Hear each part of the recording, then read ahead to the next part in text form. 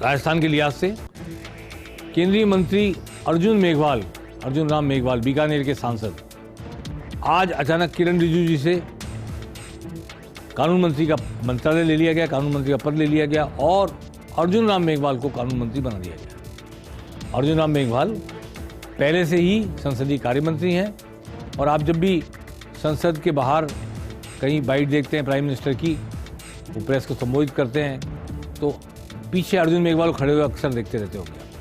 वो इसलिए कि जब संसद के बारे में बाइट दी जाती है संसदीय कार्य मंत्री उनके साथ होते हैं। ये काफ़ी विश्वास पाते हैं, IAS रहे हैं, चूरू के कलेक्टर रहे हैं और इनको एडमिनिस्ट्रेशन चलाने का अनुभव भी है और काफ़ी कानून में समझते हैं, इसलिए भी और इन पे विश्वास है प्रधानमंत्री का और गृह मंत्री का। तो आज इनको ये कानून मंत्रालय मिला। अर्जुन मेघवाल अब देश के नए कानून मंत्री हो गए किरण रिजिजू जी को ऐसे। अब किरण रिजिजू जी क्यों हटे, इस पर तो लंबी बहस हो सकती है। सुप्रीम कोर्ट के 2 फैसले आए अभी, दोनों लगभग केंद्र सरकार की मंशा के विपरीत थे, बीजेपी की उम्मीद के विपरीत थे और एक मोर्चा खोला होता उन्होंने कॉलेजियम को लेकर के, कॉलेजियम प्रणाली को लेकर के, जिसे सुप्रीम कोर्ट स्वीकार नहीं कर पा रहा था इनकी बातों को। तो जो ये पब्लिकली कह रहे थे उससे सुप्रीम कोर्ट एडवर्स विचार रखता था। तो एक टकराव की सी स्थिति पैदा हो गई थी। संसदीय लोकतंत्र में शक्ति पृथक्करण का सिद्धांत होता है। उस शक्ति पृथक्करण में तीनों विधायिका, न्यायपालिका और प्रशासन चलाने वाले तीनों कार्यपालिका, तीनों अलग अलग रहते हैं, चेक एंड बैलेंस करते हैं, लेकिन टकराते नहीं है एक दूसरे से। ये टकराहट सी पैदा हो गई थी न्यायपालिका और कार्यपालिका के बीच, न्यायपालिका और विधायिका के बीच। तो मैं ये कहना चाहता हूँ शायद इसको टालने के लिए कदम उठाया गया होगा और अर्जुन मेघवाल को अब कानून मंत्री बनाया गया।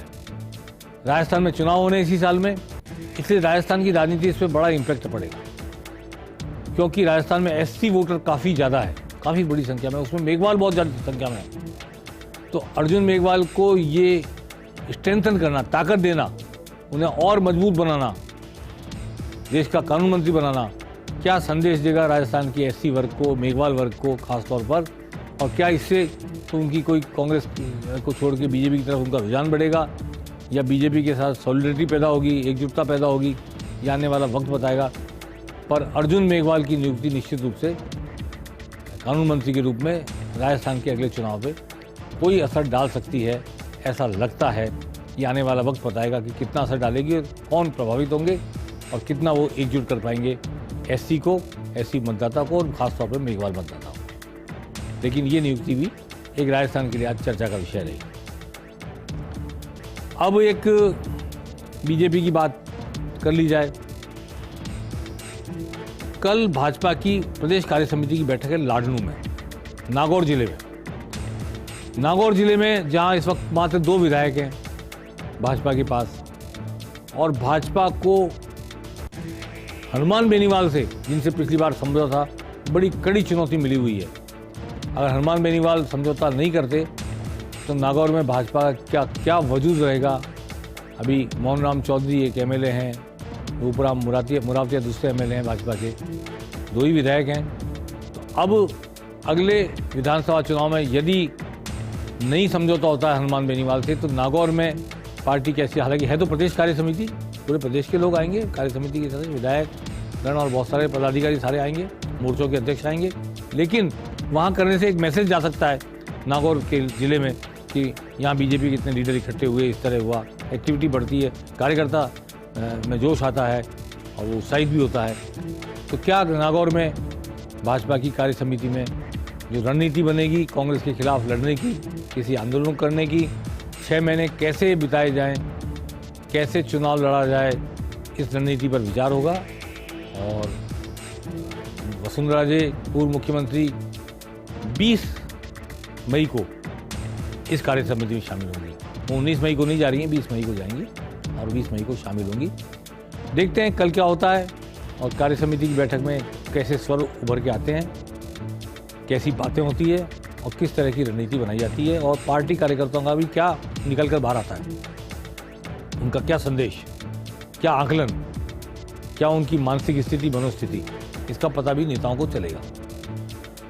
अब मैं बात करना चाहता हूं चलते चलते एक ऐसी खबर पर जो उड़ती खबर थी पर उड़ते उड़ते उजागर हो गई।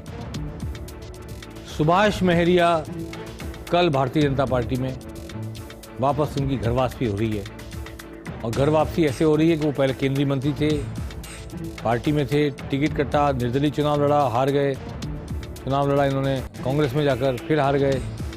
अब कल 19 मई को सुभाष महरिया की भारतीय जनता पार्टी में वापसी होगी, प्रदेश कार्यालय में होगी। सीपी जोशी प्रदेश अध्यक्ष कराएंगे ज्वाइनिंग, शायद राजेंद्र राठौड़ नेता प्रतिपक्ष विधानसभा में वो भी मौजूद हैं। और सुभाष महरिया की इस वापसी के कई मायने हैं कि सतीश पूनिया के उपनेता प्रतिपक्ष बनने, प्रदेश अध्यक्ष हटने के बाद जाट नेताओं को एक के बाद एक लाने की कोशिश हो रही है। जाट नेता भी ना कहें तो ये कहें कि जो पार्टी से बिदक गए थे, छिटक गए थे, उनको वापस लाने की कोशिश हो रही है। और पूर्व में रिणवा आ गए थे पार्टी में, ऐसे ही अब रिणवा भी पूर्व मंत्री थे राजस्थान सरकार के।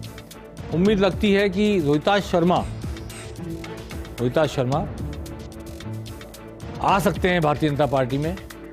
सुभाष महरिया भी वसुंधरा राजे के समर्थक रहे थे, लेकिन बाद में थोड़ा सा इंडिपेंडेंट रुख अपनाया उन्होंने। रोहिताज शर्मा पूरी तरह वसुंधरा राजे के समर्थक रहे हैं, लेकिन वाया राजेंद्र राठौड़ रहे हैं, चूंकि राजेंद्र राठौड़ के नज़दीकी थे, जिगरी दोस्त हैं। दिगंबर सिंह भी थे, लेकिन दिगंबर सिंह दुनिया में नहीं रहे। तो रोहिताज शर्मा पिछला चुनाव हार गए थे, और अभी रोहिताज शर्मा की वापसी भाजपा में होने वाली है, ऐसा लगता है। सुभाष महरिया के बाद नंबर उनका है। उसके बाद सुरेंद्र गोयल पर भी निगाह जा सकती है, जेतारण से जो चुनाव लड़ लिए थे पार्टी से बाहर निकलकर, कैबिनेट मंत्री रहे हैं पहले। और देवी सिंह भाटी तक ये लाइन जाएगी या नहीं जाएगी, क्योंकि देवी सिंह भाटी के पक्ष में अर्जुन मेघवाल भी नहीं है, देवी सिंह भाटी के पक्ष में राजेंद्र राठौड़ भी नहीं है। राजेंद्र राठौड़ रोहिताज शर्मा के पक्ष में है, और सुरेंद्र गोयल आते हैं नहीं आते हैं ये अभी कह नहीं सकते, लेकिन वो भी काफ़ी वसुंधरा के करीब हैं, तो चुनाव लड़ने में माहिर भी हैं। उनकी जाति के आधार पर भी अपील है, वोट अपील है। तो रोहिताज शर्मा की वापसी कब होती है ये आने वाला वक्त बताएगा। उसके बाद सुरेंद्र गोयल की होती है नहीं होती है, और फिर अंत में देवी सिंह भाटी आप आते हैं नहीं आते हैं भारतीय जनता पार्टी में, ये आने वाले वक्त बताएगा। लेकिन हाँ, जो लोग पार्टी के खिलाफ बगावत करके चुनाव लड़ लिए थे, हर बार ऐसा होता है, कांग्रेस हो चाहे भाजपा, जब भी चुनाव नज़दीक आते हैं उन लोगों को एक एक करके पार्टी में वापस लेके उनकी घर वापसी की जाती है।